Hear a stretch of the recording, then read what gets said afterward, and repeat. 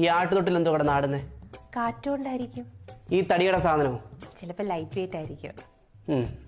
Light weight ആയിരിക്കും. നീ എന്തോടെ ഇത്ര അണിഞ്ഞൊരുക്കിയിരിക്കുന്നേ? ചേട്ടൻ വരുമെന്ന് പറഞ്ഞില്ലേ, അതാ. എന്ന് പറഞ്ഞു ഷാളന്തി ഷോൾ ഇവിടെ ഉണ്ട്. എന്താ ഇടാഞ്ഞ?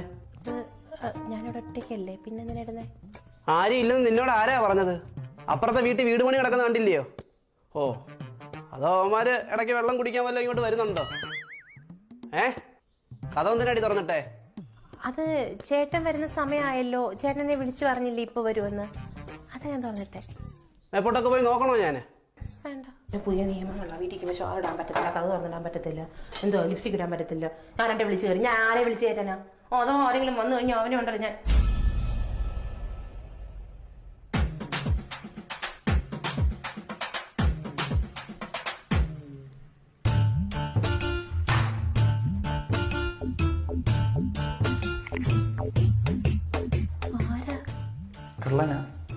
എന്താ ഈ സമയത്തൊക്കെ?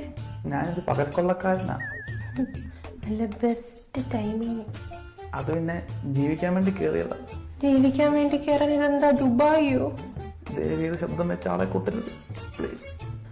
ഞാനായിട്ട് ശബ്ദവും ഉണ്ടാക്കത്തില്ല, ആളെയും കൂട്ടത്തില്ല. നീ ആയിട്ട് ആളെ കൂട്ടാതിരുന്നാ മതി. അയ്യോ, ഞാൻ ഒരിക്കലും ചെയ്യത്തില്ല.